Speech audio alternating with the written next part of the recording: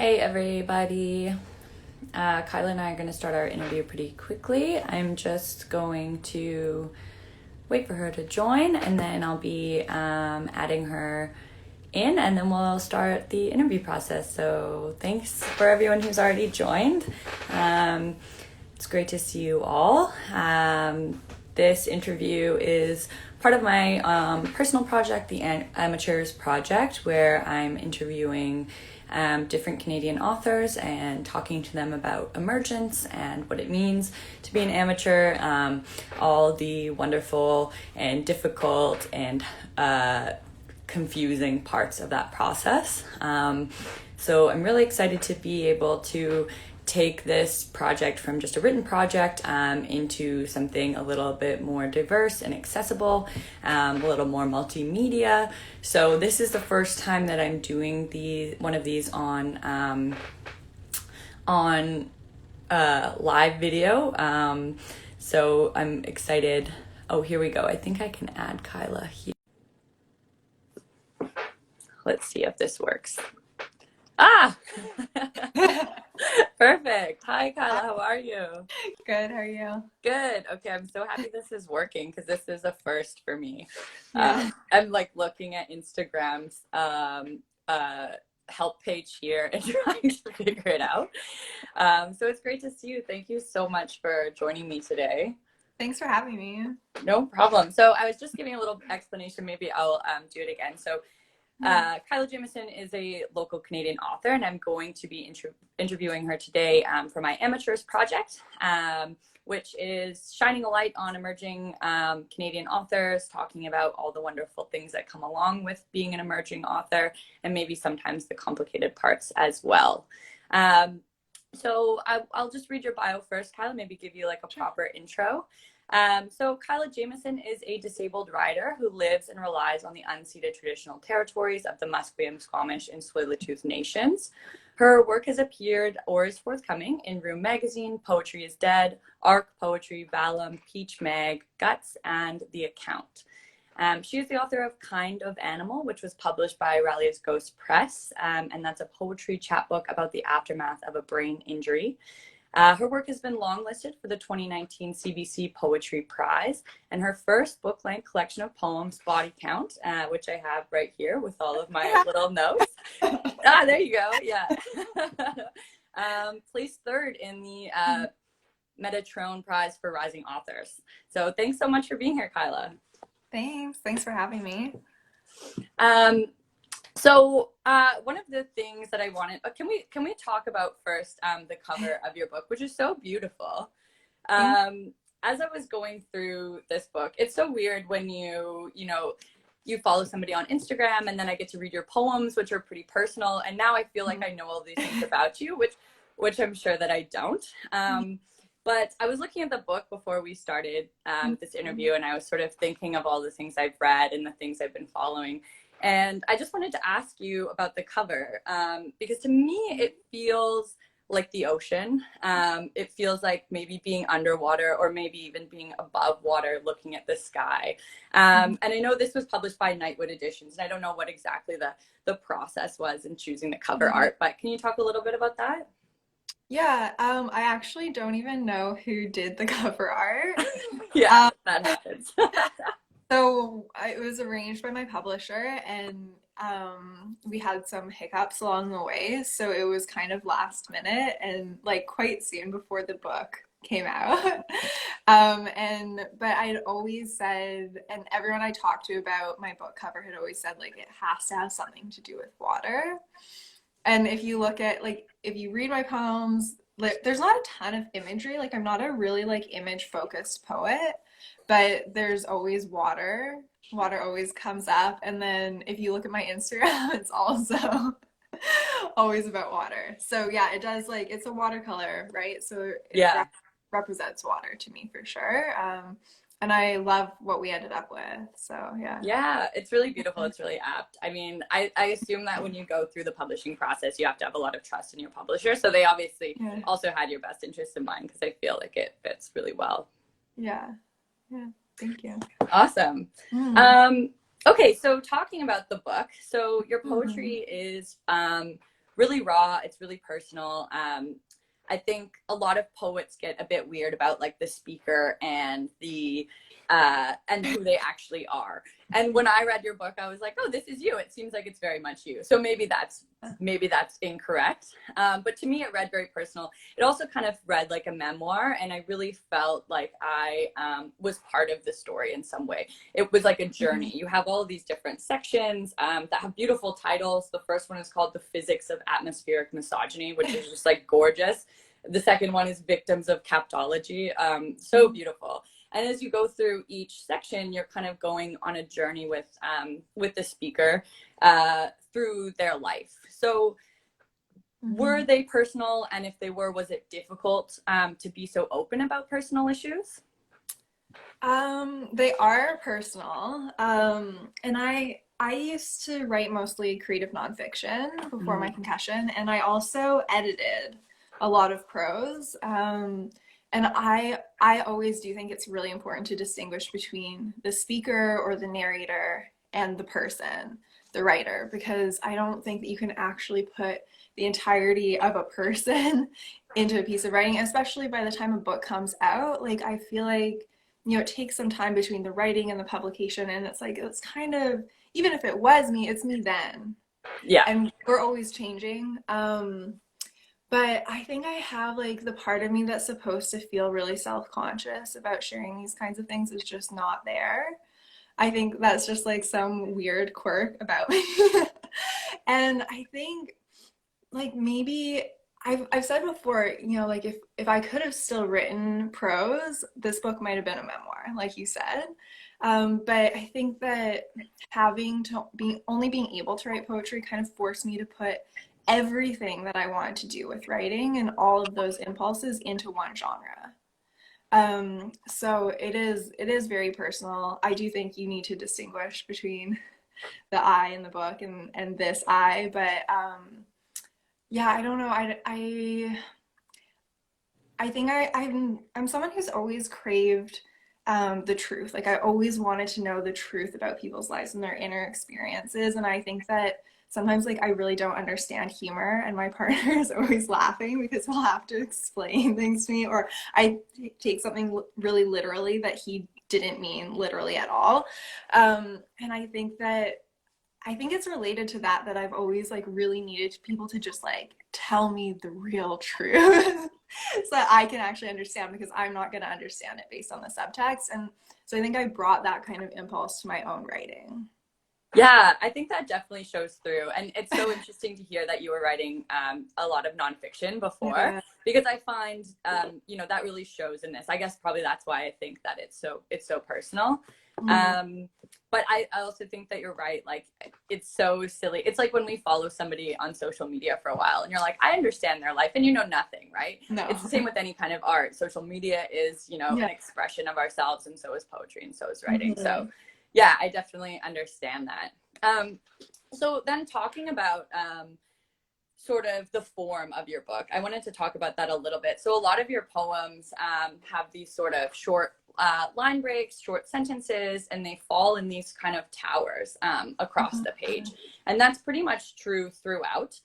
Some get a little bit longer, but they do follow a kind of specific form, except for Body Count, which is your titular poem, and it fills up the whole page. And instead of line breaks, you have these sort of slash marks to kind of indicate maybe rhythm or pause, or perhaps the way it could be aligned in a different way. So can you talk a little bit about that? What is the significance of form in your book, and what makes Body Count unique from the others? So Body Count in particular, that poem, the form is like directly inspired by Liz Bowen. I highly recommend her book Sugar Blood, published by Metatron Press. She's also a disabled writer, and I love her work so much. And there's so many things that like I was just grappling with in my own life and my own psyche that then she managed to like put into poetry.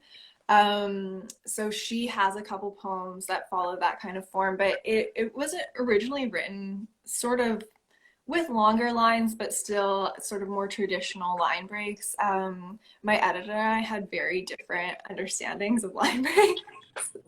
And so this was a little bit of a compromise, but it was one that I was really happy with in the end because to me, like each of those sections is sort of like a breath and an idea, and it allowed me to maintain the integrity of each breath or each idea without having kind of like a really all over the place form.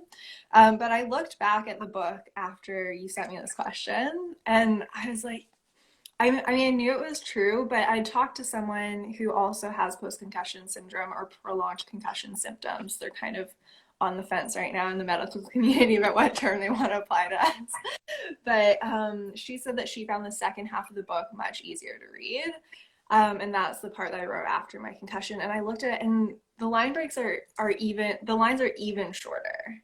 Like there's a bit more variation and sometimes density in the lines in the first half of the book. And then it really does shift later on. And like that is a function of the fact that I just couldn't read.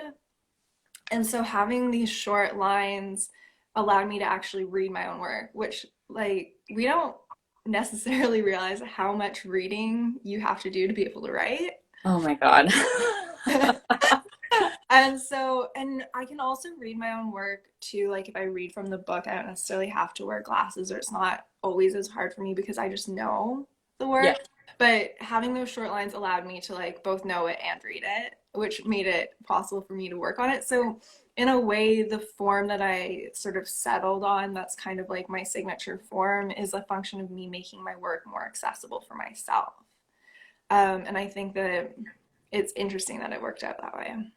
Yeah, and that's amazing that in doing that, you've made it more accessible for others too, which is, it seems like maybe it was an unintended consequence, but also probably one that's really valued for others who are, going through similar. Yeah, I mean, accessibility is unique for everyone, and there will sometimes be like conflicting access needs. Like there could be someone who finds prose easier to read, but I think within my community in particular, it's like that's who I'm talking to, and that's who that form is easier for. So you brought up Liz Bowen, who's another disabled poet. Sugar Mhm. Blood is a wonderful title. I'm gonna have to go grab It's that. so I love good. that. I'm such a title person, so I'll keep bringing these up. But I love a good title. Have you? We talked a little bit of sort of separately about CanLit and a lot of the shortcomings within the community for accessibility. How have you found community within that, and how have you sort of worked through the shortcomings in your own way, Um, I or think, have you, or is it still a struggle? well, because all readings basically immediately after my concussion became inaccessible to me. Yeah. So having readings online is like more accessible, which was is to me is in itself interesting. And like what we've been able to do for accessibility post COVID that was like impossible or too hard in so Mhm. many aspects of our lives before has been unsurprising to me. And like I knew if you guys really wanted to, we could pull this off. But I think I I've really grappled with feeling like sort of left behind from the literary community, and like a lot of even people who were in poems in my book have kind of, some of them have sort of just disappeared from my life, and I've lost a lot of friends too because of my concussion. And social isolation is like one of the biggest things that people with PCS deal with, and people with a lot of disabilities deal with. So like when everyone started social distancing, and people were like, I'm isolated. I have all of these like emotional and cognitive symptoms from isolation. We're like, this is what we've been talking about. Oh gosh. Um, so it's something that has been really challenging for me, but I did find a lot of community, not necessarily literary community, but community online, because that was more accessible for me. So I found a lot of disabled community online. And I do have like some close friends who are writers still, fewer than I did before, but I do have some. And I think I'm just kind of coming to terms with the idea that like that doesn't have to be my world. Like I don't really see it as my community anymore because it's not a community that has expressed that it really cares about disabled people, to be honest. Yeah. Yeah, I think another thing that I had sort of mentioned to you before was the how writers and artists. I mean, you're a multifaceted person. You're not just a writer. You're also a model. I'm sure you have many aspects to your life that don't just come with writing. And I'm the same way. And I think I mirror some of those ideas where it's always been hard for me to just be a writer. Like I don't that Yeah. I just can't make that my entire life. But I love it, and I love the community, and I love participating in it. But one part, and especially something I find after interviewing lots of writers, is that everybody is hustling. And the only way to make it is to do everything you can academically, which is very time consuming and expensive and not accessible for a lot of people. And the other thing is to work 15 jobs and like, kill yourself, which is not good for anyone and definitely not possible for, lots of people for different reasons, for financial reasons, for lifestyle reasons, whatever it is. Yeah. So how do you think the CanLit community could better support both its disabled population and its regular population? Like, how can we get away from this idea of like being an artist means you have to grind all the time? Do you have any thought on that? I mean, I'm not asking you to solve the No. problem. How can we solve this problem? I Yeah. mean, do another chat and we can talk about it for an hour. And then maybe it'll be a regular weekly thing. Yeah. Is our podcast starting? Yeah, I mean, we could. Okay, so I think for starters, grind culture is toxic. Yeah. Grind culture is ableist, and literary culture is really classist. And I experienced like what you're describing, like during my MFA, I was working multiple jobs and like volunteering as well and doing everything I could. Like I was completely maxed out. And the fact that I was so burnt out probably had to do with like how bad my concussion has been. And meanwhile, there were people in my program whose parents were paying their rent, and like that's just the reality. But I really would love to see CanLit actually have conversations about class. I think I wrote this to you before, but like there is some very disturbing to me class posturing that happens in CanLit where people. Sorry, my phone is gonna die. Oh. I always forget how much battery Instagram Live requires. Yeah. I'm gonna hold my phone for a minute. So yeah, I think that there's some conversations that we need to be having more honestly in CanLit. And in terms of supporting disabled writers, okay, so this is people will say like, oh, how can we support you? And it's like, how can I support you actually? Because I think that disabled writers and artists have so much to teach the broader culture and like frankly ableist culture about how we can actually be in community in healthier ways, how we can actually be artistic and creative in healthier ways. I mean, I use the word healthy, but I think, we also have to question ideas around health as well, but maybe more sustainable ways. And so anyways, one thing that I think, I mean, the literary culture is ableist, and we have to just acknowledge that like nothing in our world is designed for disabled people. I actually recently worked on a project where I was doing creative direction, so I was learning a lot about typography. And I was reading about like how people have made all of these choices around typography to be accessible for the general population, right? Yeah. So like all of these decisions are always being made to make the world accessible for the able-bodied or able-minded kind of default human. And I think that people just don't understand that. They don't realize that like it's not because able people are better and superior and stronger and whatever. It's like, no, the world is, I mean, there are things about our world that are very much not designed to be in any human being's interest, right? Mm-hmm. But so much of the world is designed for a certain person in mind.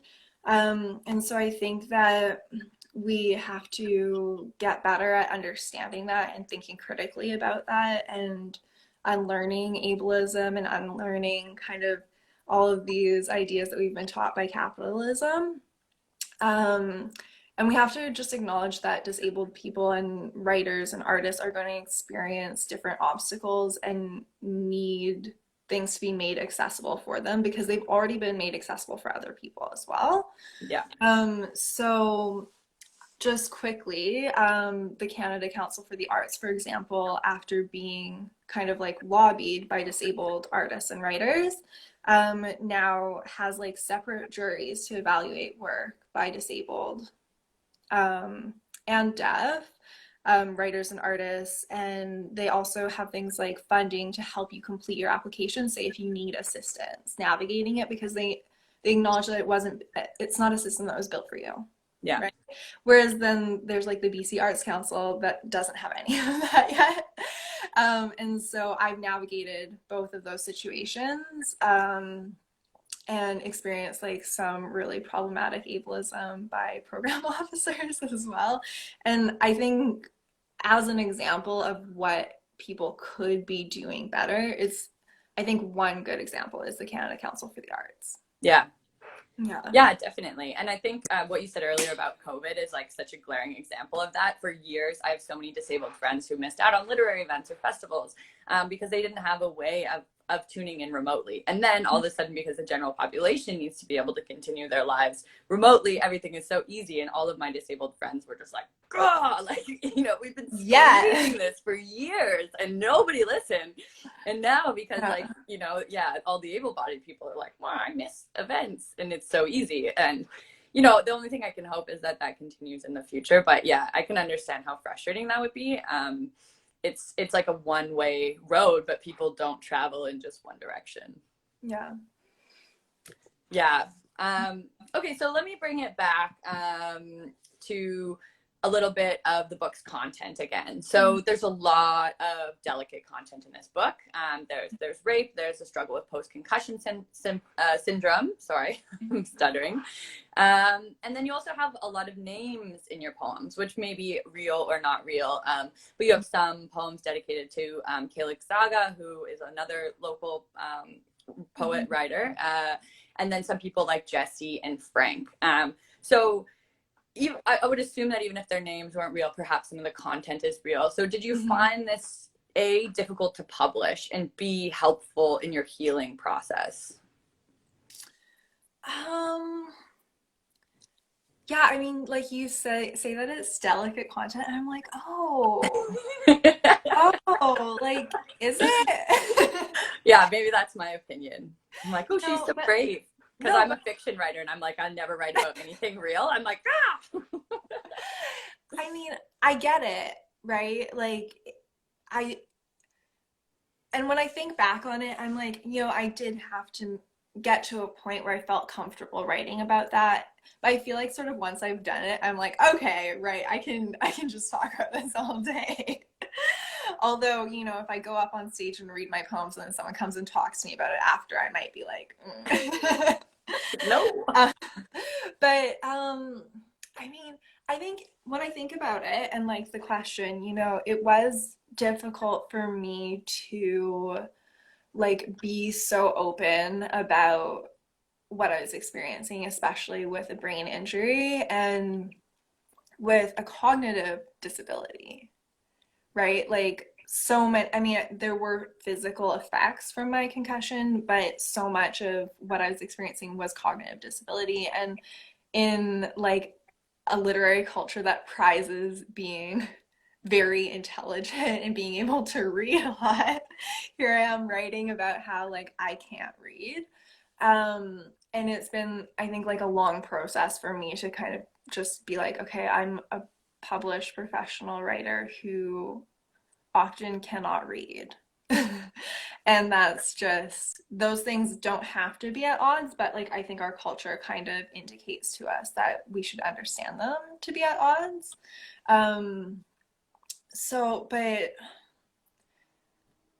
I think also, so it is kind of like scary to disclose. And I think even I was reflecting like this time last year, my personal media or my social media was private because I was like so broke. I had to try to apply for these jobs that were actually probably impossible for me to do, that weren't accessible at all. And I wasn't disclosing that I had a disability because that's just the circumstance that someone can find themselves in, and that a lot of people with disabilities find themselves in. And I think that there are a lot of other writers who do have experience with disability and chronic illness who choose not to write about it, or who maybe have chosen.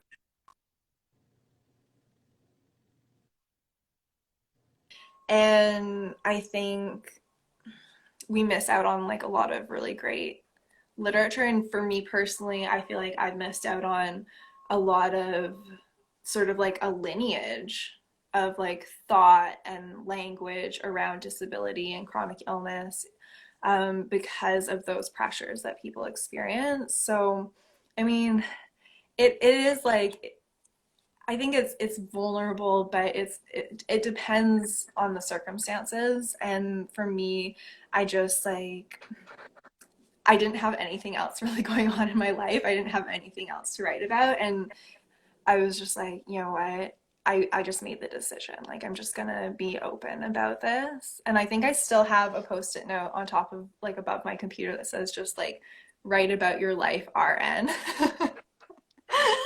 Because that was like all I could really even focus on anyways, because I had no short-term memory. Yeah. Yeah. Yeah, I love that you brought that up too, because a big thing that I really enjoyed about your book is that you write in sort of like text language. I think I called it colloquial, but it's very much like text language, RN or like TBH or and I found that like so interesting. It places the content, which I think is great. I think that people are really scared to use like modern language as writers. We're like, everybody, I remember having to unlearn sort of like what they call Yoda speak when I started my BFA, because they were like, stop talking like you're Shakespearean, like, write in the modern times. And I think you did a great job of that. And was there like, was that a specific stylistic choice to sort of use that language? Or was it just natural? Did it just, yeah. Do you want to talk about that a little bit? I totally relate to what you're saying because, like, when you've studied literature or writing that was written, maybe hundreds or like even 10 or 20 years ago, it's like they don't have cell phones. Like, how do we write about people using cell phones? Yeah, and I remember teachers saying like, don't put cell phones in your work because they were like, I feel like I heard but what's the too. problem with placing it? Like, like, who's gonna be the historian if it's not us? I don't understand.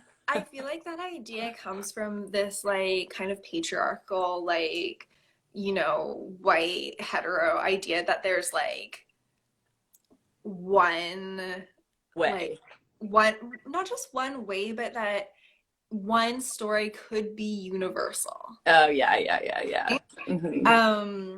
And it did take me some time because I totally relate to what you're saying. And I went through that same process. So yeah, it took me time to get to that style, but um I was writing on my phone a lot. I was writing a lot of poems on my phone, and personally I find my phone easier to look at than my computer, which could have something to do with the refresh rates on the screen that I don't fully understand.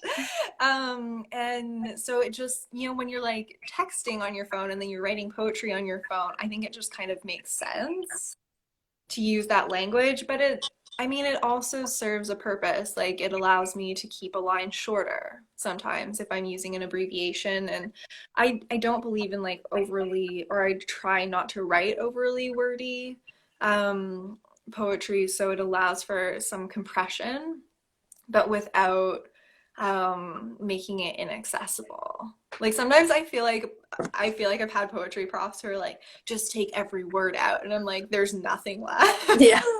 Like they're always saying pare it down. Yeah. Like, okay, well, I took out all of the vowels. Yeah, I definitely think that when I was in school, I had this idea that things all had to be a specific way. But when I got out, I realized, that was good training to learn to think about things really critically. But then you can like push it all away. And so I loved seeing in your book that you use that language, and it was sort of like an FU to like, the institution. It's like, yeah, okay, you taught me the things, I understand. You clearly understand how to write poetry, but I'm going to do it my way, which is so great, and something people should embrace. Like, I don't want one story. I don't want to read the same thing over and over again. And the idea that there are rules to writing seems like preposterous. I know. I very much agree. Yeah. So your book had its international release last month, right? Yeah. Yeah. So like, what is time? Yeah, What I know. month is it? What day is it? I don't know. But yes, it did. I think it was about a month ago. So now it has the opportunity to be read sort of all over the world. I think that's really exciting, and maybe also scary. So does that feel like, how does that feel for you? And also, in the publishing process, what have you learned that you will take with you if you decide to do this again? Or maybe you already have started, I'm not sure. I have started. I am working on a second book of poems. Yeah. I mean, I think it's really just exciting to have it published internationally, and especially like I feel like my community is very international. So it's just like exciting for it to be like my friends are messaging me like it's arriving, like I got a notification, or it's like waiting for me at home.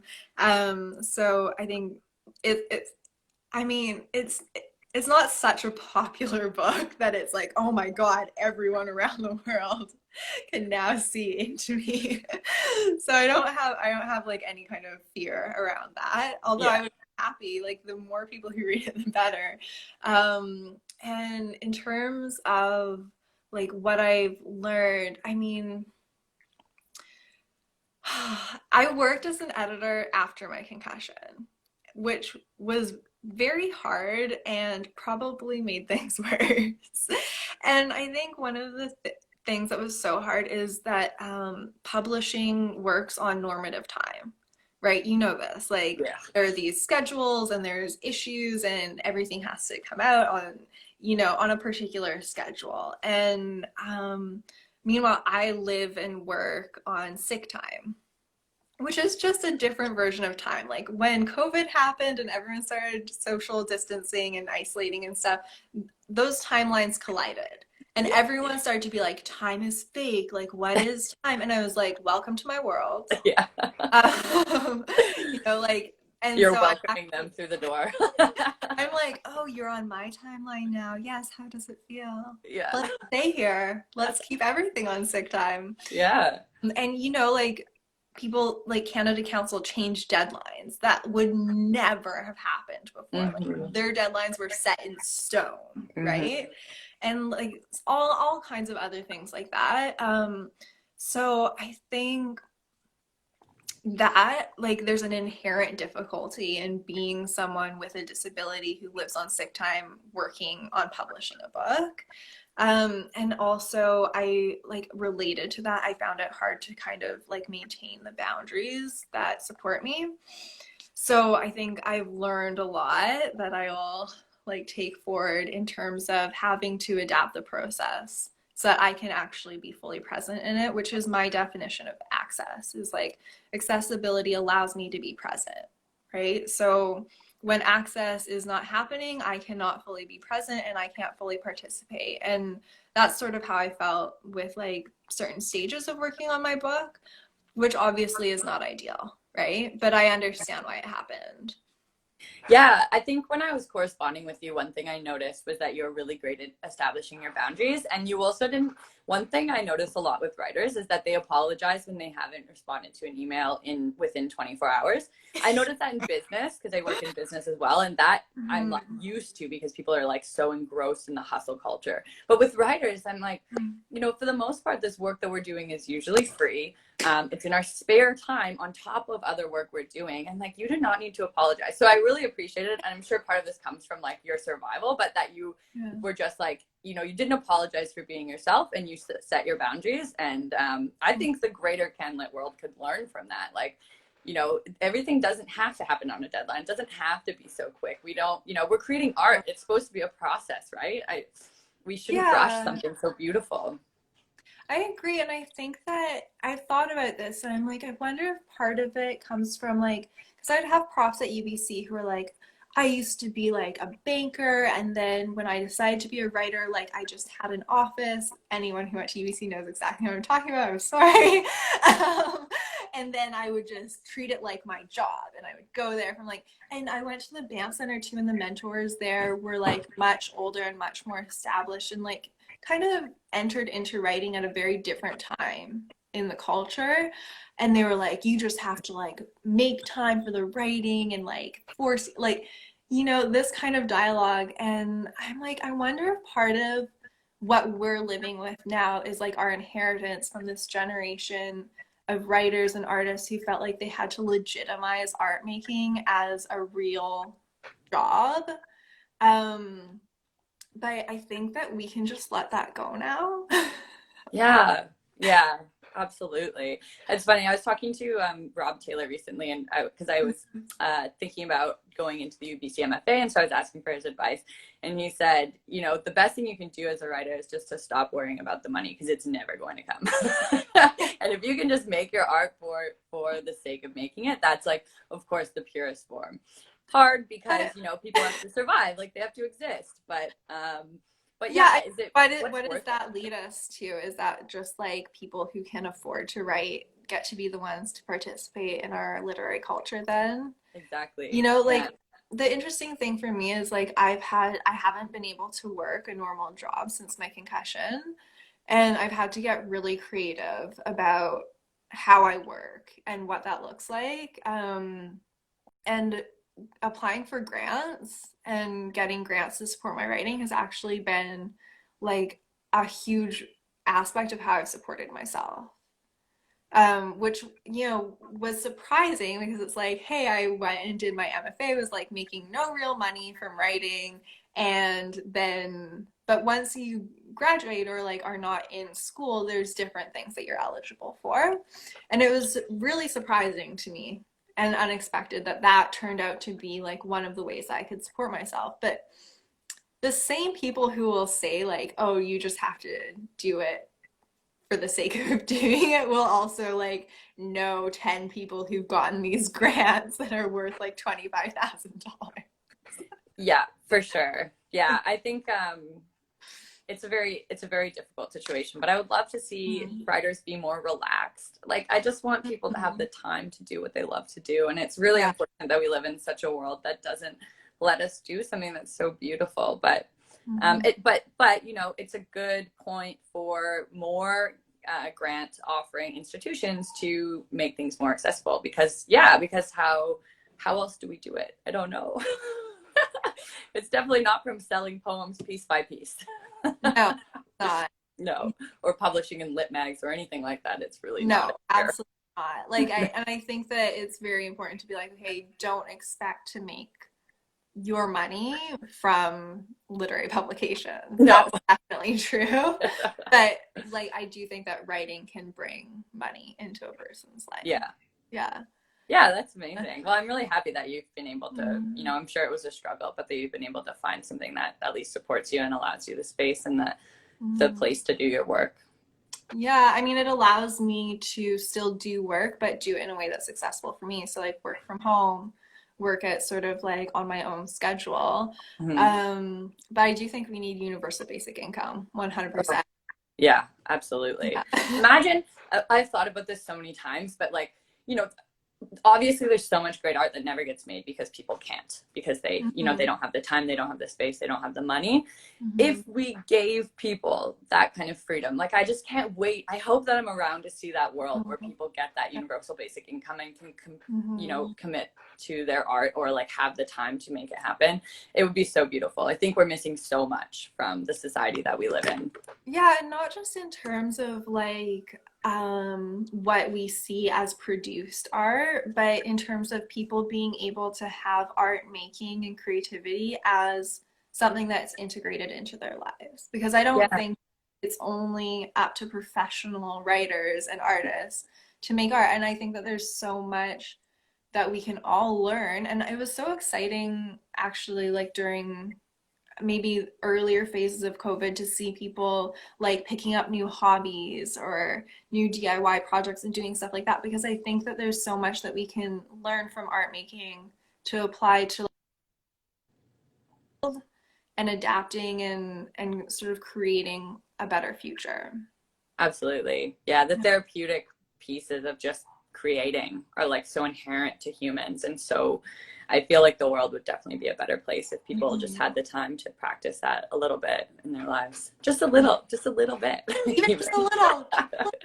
Yeah, and I think like for me that's part of like my thinking is that like poetry should be for everyone. Oh, And writing can be for everyone, and you like people say, oh, like I can't write, like my grammar's so bad or whatever. I'm like, that's just noise, like fuck that noise. yeah, That has nothing to do with it. And I think that's also part of why like I want my work to be really accessible. Like I care more about people being able to understand my work than my work impressing them with its wordiness. yeah, yeah. um, and my favorite thing is when someone's like, "Oh, your book made me want to write," or "It made me like start writing," or like I think that's the best thing that I can do. Absolutely. That's a beautiful gift to give.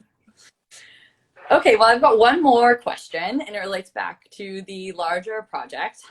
So, you know, we're here to celebrate amateurs and emergence and doing it for the sake of doing it, regardless of the outcome, which is something I feel really passionate about. And I feel like sometimes people lose that in the process because they're just looking at the outcome. But exactly what we were talking about, art is so important.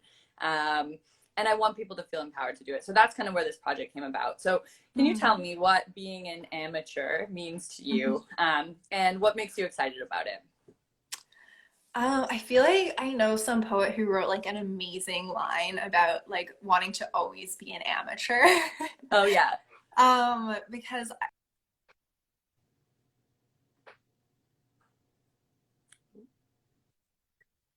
I was Oh yeah. Here we go. We're okay.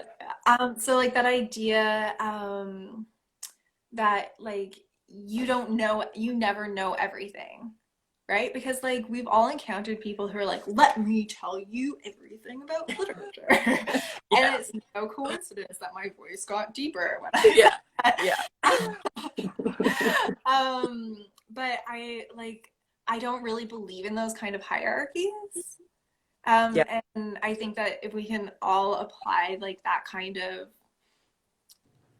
notion of being like remaining curious and remaining open and understanding that there's so much that we don't know, like to me that's kind of related to that idea. But I honestly feel like having a book out, I'm like I've made it. Yeah. I'm not like in I mean, I am similar to other people you've interviewed in that we like all have books out, I think. But Yeah. Some are still in school. Some have books. I'm trying to yeah, get a range of yeah. amateurs, whatever that Yeah, means. yeah. So like, but you know, people probably like have some kind of publication or, and I feel like it would be so cool also to interview people who are say like just starting their BFA or something, because I don't think that my ideas have necessarily gotten better.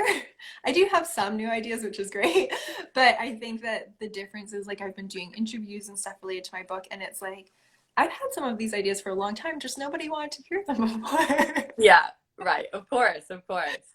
Yeah. The last girl I interviewed, Roshni Riar, she just started her BFA at Oh, UBC. It was great. so interesting to hear Yeah. from her because it is that like there's so much just raw interest. And I think actually like your book is a good example of of just being yourself and like doing what you want to do and doing it your way, in the way that you can, in the way that you want to do it. And I think that's like what being an amateur is all about. You know, they always say that someone's first book is like the best, or like the, you know, the magnum opus is when they're like hustling for it and they don't know if it's going to land anywhere. And so it's just honest, pure emotion. And I think that's what I love about amateurs, is that spirit of just like this, I'm doing it for me still, you know, you're still doing it for you. You're not doing it because your publisher wants you to write this, or you're not being pigeonholed into writing, you know, going on and on about issues that are interesting to the public, but maybe not you. And so that is a big part of what I wanted to do. And you're a great example of someone who's living through that in their work. Thank you. Yeah, I'd love to see more. Like, I feel like I kind of went through a phase where I tried to like pander. Yeah, I think we all did, because they When I teach you to was do that a in school. student. Yeah, and I would love to see, and I think I'm starting to, like, I have seen it. I haven't just been able to read as much as I'd like, but people who are just like bypassing that whole phase. Yeah. And just, like they're like finding their voice and they're focused on that, and they don't let any of those voices get in the way. And that's sometimes why I will like encourage people not to do like a BFA or an MFA.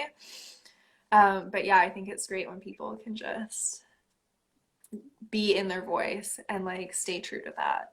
Absolutely, because we need Yeah. everybody's voice, really. Otherwise, we end up in just the same place we've always been in, which is getting super old. Awesome. Well, thank you so much, Kyla. So for everyone viewing, this is her book, Body Count, published by Nightwood. I got it at Massey Books in Chinatown. I'm sure you can get it at your local bookstore, or you can order it directly through Nightwood, or maybe in other ways as well. Thank you again, Kyla, for coming and doing this interview. I'm going to put some captions on it. We're going to upload it, so if people missed it, it's okay. It'll be available forever. And check out Kyla's Instagram. She does a lot of cool stuff, not just writing, but very artistic person in general. So I definitely suggest following her, and follow the Amateurs Project if you can as well. Okay, thank you so much. Yeah, thank you. Have a great rest of your day. Bye. See you.